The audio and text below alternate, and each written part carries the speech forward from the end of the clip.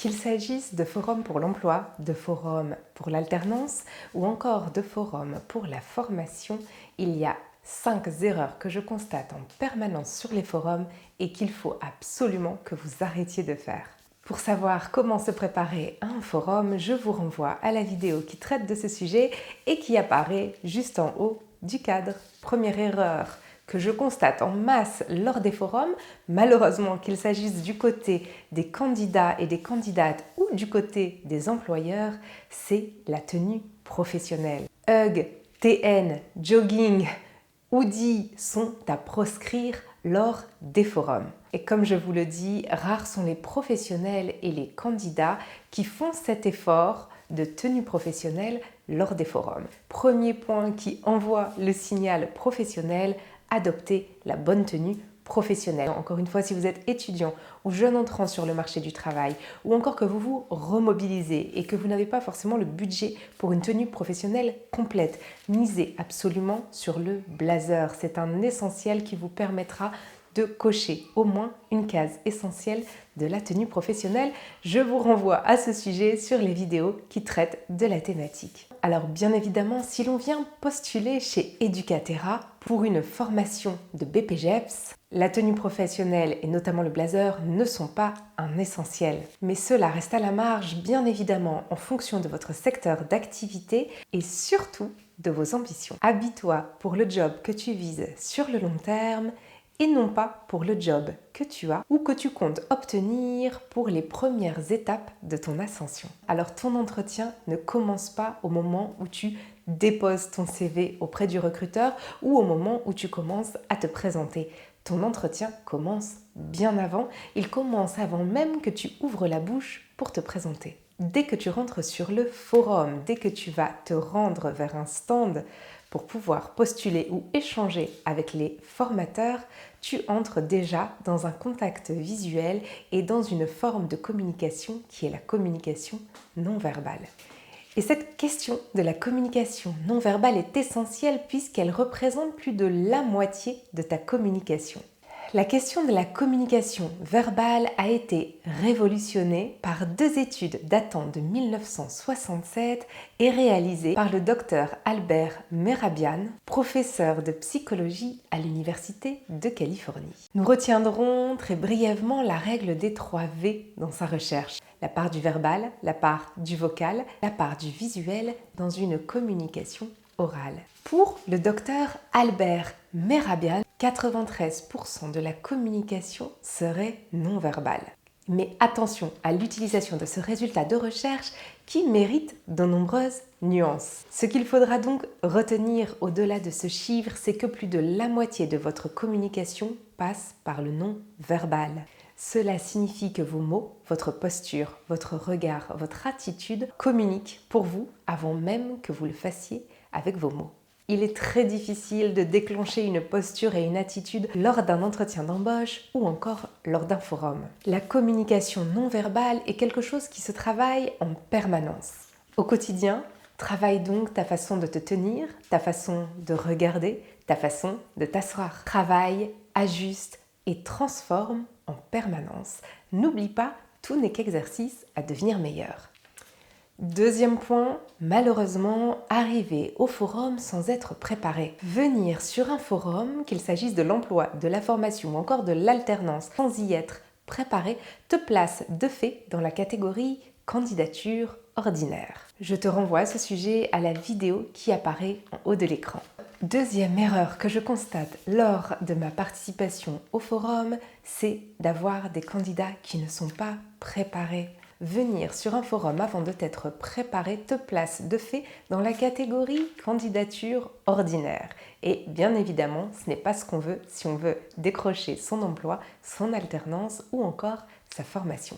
Je te renvoie à ce sujet à la vidéo qui apparaît en haut de l'écran.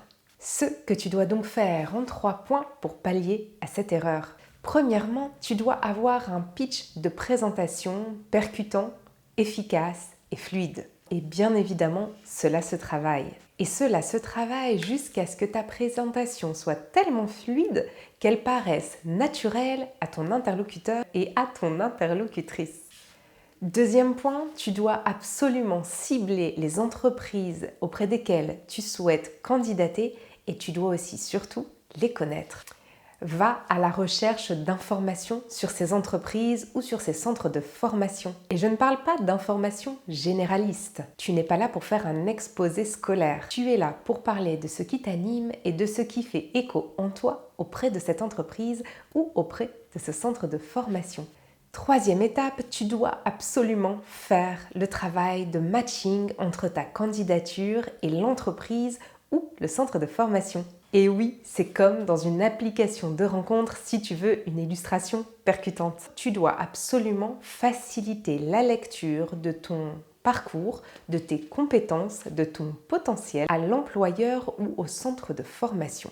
Et pour cela, tu dois savoir mettre en avant ce qui, dans tes compétences, dans ton expérience, dans ton savoir-être ou encore dans ta personnalité, sert les besoins de l'entreprise. Qu'il s'agisse des modules de formation ou encore des missions qui sont attendues sur le poste. Et inversement, tu dois aussi être en capacité d'expliquer pourquoi cette entreprise ou ce centre de formation et sur quels aspects très précis du poste ou de la formation tu te sens concerné. Tu dois aussi être en capacité d'expliquer pourquoi cette entreprise ou ce centre de formation t'intéresse, sur quels aspects très précis ce poste ou cette formation va te permettre d'évoluer professionnellement ou encore d'alimenter ton projet professionnel. Encore une fois, je ne le répéterai jamais assez, si tu n'es pas en capacité de mettre l'éclairage sur ton parcours et de le présenter d'une certaine manière, ce sera l'éclairage de la personne en face de toi qui prendra le dessus. Alors, on n'attend pas la chance,